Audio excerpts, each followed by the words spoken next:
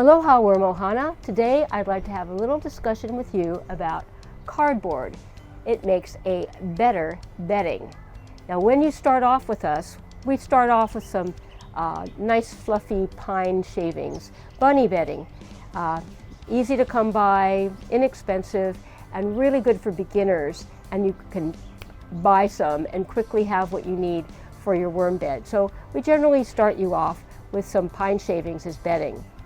But I would like to put in your head a more environmentally correct bedding to use, and that is cardboard boxes. Here at our zero waste schools, we get thousands of boxes on every campus all year long. Comes to custodial, comes to the office, comes especially to the kitchen and the caf. Everything comes in a cardboard box. And since it's my job at the Windward Zero Waste School Hui to get rid of all of the waste on campus, I use this incredibly valuable resource piled to overflowing in every dumpster to make our worm bin bedding. And I'm lucky because I have a lot of kids to help me out. We start in kindergarten having them tear up worm bin bedding. It begins with the older kids who cut the boxes down into panels and then into strips and then into little squares, and we soak it and drain it, let it sit a while, and then the little kids tear up the little squares into little 1-inch pieces until we have a nice fluffy bedding for our worms to live in. It makes a perfect bedding because it has shelter and protection, which everybody wants in their home, and all of the surfaces hold moisture, and there's lots and lots of little air pockets between each piece. So I get a lot of help. Literally every child in campus touches this operation every single time we make worm bin bedding when we do a harvest and rebed of our bins. Now you don't have access to a ton of cardboard like we do, and more importantly, you don't have access to a million little hands using their fine motor skills as little kids and enjoying chatting with their friends as older kids to tear up worm bin bedding. But I'm going to suggest that you try it for the next time you harvest and rebed your worms. Because here's the deal with cardboard. They say they recycle it, but they don't really. What they do is they truck it, and then they ship it, and then it's processed, and it's shipped and trucked again. And let me ask you, does that sound environmentally okay to you? All that transportation, all that carbon footprint, all that processing to recycle cardboard is far more environmental degradation. What we try and do is environmental restoration, so we stop that cardboard dead as soon as it hits our campuses, and we cut it, soak it, and tear it up and put it in our worm bins for our worms to live in and eventually eat and turn to vermicast. And we get environmental restoration from that cardboard, which makes a whole lot more sense. Forget about the recycling thing. It's kind of a crock. It's really very, very expensive, both environmentally and to our pocketbooks, to recycle cardboard. You should stop it when it lands at your home. So I'm going to show you how you do it. It's real easy. You just have to sort of get organized and be conscious of every piece of cardboard is a valuable resource, and every worm bin needs regular rebedding after a vermicast harvest, and it's nice to have some on hand that you create in the 6 months to a year that your harvest cycle is happening. So here we go, and we're going to walk through it step by step. It's not that hard. Okay, let's make some better bedding. So I've got my cardboard box and flattened it out, and the first thing you do, you get out your utility knife, yeah, and you cut out any adhesive. Now if you just pull this stuff off, it leaves a sticky residue, so instead cut around it just lightly, and that'll get rid of any sticky residue. So I got a couple of labels here. This is a box from Amazon. Amazon has great cardboard. You get Amazon boxes? Oh, I bet you do. I think we all do. Amazon has great cardboard. Save it all. You're also going to remove any tape. So take off any of the sticky stuff. You don't want that in there. Well, off it goes. Goodbye, goodbye.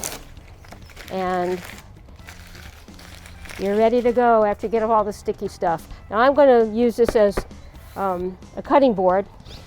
If you want to buy a cutting board, they're really nice, but they're about 50 bucks at Fisher's. They're super. But you can also just use another piece of cardboard underneath. So I'm going to cut up my very favorite cardboard box, which is a moving box. Whether it's U-Haul or Home Depot, it doesn't matter. For some reason, moving box companies make the absolute best cardboard. So the first thing you do after you flatten it out is you cut panels. You just cut out the 4 corners. So I'm going to go 1, 2, 3, 4. I've got 4 panels in this U-Haul moving box. Da, da, da, da. Yeah, and then I'm going to cut what I call strips, and I kind of like a 3-inch strip. Now any of these things where it's a reinforced, you want to take that off because there's glue underneath, so that's just going to end up having to be thrown away. So I'll take off that gluey part. And now I'm going to do some strips. I go for 3 inches. And I got a pretty good eyeball for 3 inches. Go nice and quick with my knife.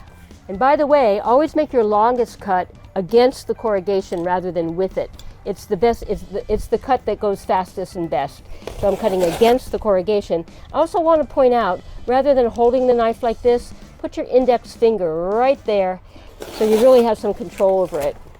You pull across your panels. Bam, bam, bam, bam. And once you get your panels cut, you're ready to cut your squares. So I'll go through all my panels and make strips. So there's my strips, and now I'm going to do squares. Again, about 3 inches, 3 to 4 inches about right.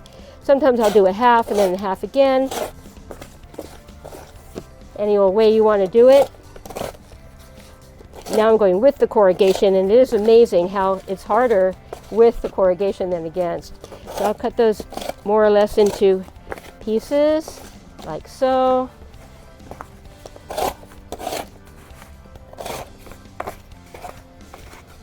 And when I get a bunch of them, I'm going to put them in a little box. Now, I recommend that you invest in one of these nice little dish pans. You can get them from Target, you can get them from Long's, you can get them from any hardware store. They're terrific. And you're going to take your cardboard squares, and you want to be sure that the corrugation is up. This way the water will drain. So corrugation up and down, and you'll start filling up your box with little more or less squares. Now you notice they are not exact, but they're close enough for government work, and this will do. So I'll cut all my strips into squares.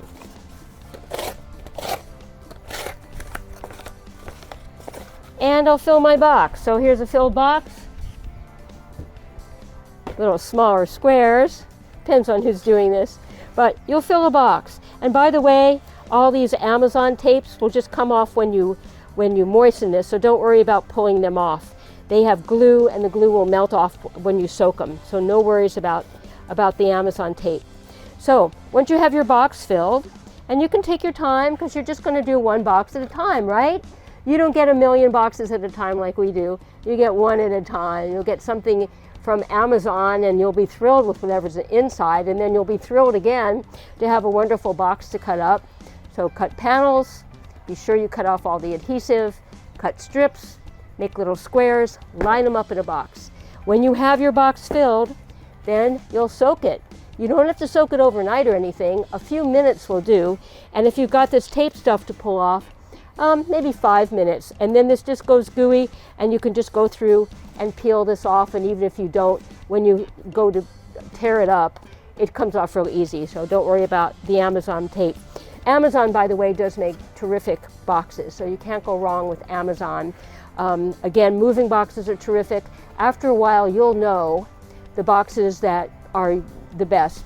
It's got to be easy to cut. You don't want anything with a shiny surface. So anything with a, coated shiny surface, forget that. You have to pick and choose, but I think you know what I mean. They're basic, clean, corrugated brown cardboard, and please don't use ones that you used as a drop cloth when you did a paint project and they're covered with paint. No. We want nice clean cardboard. So as soon as you empty that box of whatever you ordered, get out your utility knife, get out your little basin, cut it up, and start filling that basin. So you're going to soak it, then just drain it in the sink till all the water drains out. Put it back in the box and let it sit for a while, at least a few hours. I will usually do this in the evening if I'm planning on doing it the next morning, or I'll do it in the morning if I'm planning on doing it in the evening. It has several hours to sit, and that allows the fibers to really absorb the moisture and get very, very soft. So now you've got a box of soft, moistened cardboard squares, and the next step is to hand tear them into little 1-inch bits. Again, this is something our kids love to do. From preschool up through 8th grade, everybody likes to rip worm bin bedding. So here's some that's been sitting for a while. It's soft as butter, and I rip it. I use my thumb as a guide. I usually rip it and rip it again. So grab some and do the same thing always against the corrugation. It's going to go fast. Use your thumb as a guide. Just rip it down. I'll do 3 or 4 rips, spread it out a little bit or even break it, and then do rips the other direction. I'm getting old. My hands are not as strong as they used to be, but anybody can do this. I find it very relaxing. I find it therapeutic to do mindless, repetitive tasks like ripping up worm bin bedding. And every single night when I come home from work, while I'm listening to the news, I tear up my little box of bedding, and it just calms you right down. At Moanalua Elementary School, they used worm bin bedding for time out. If there was a kid getting a little out of control, the teacher set him in the corner with a little box of moistened cardboard with a timer for 10 minutes and said, "Make worm bin bedding." And that kid calmed right down, and instead of feeling punished and shamed, he felt really useful because he got to produce something of use, of value. He got to help with the worm project and make bedding for the worms.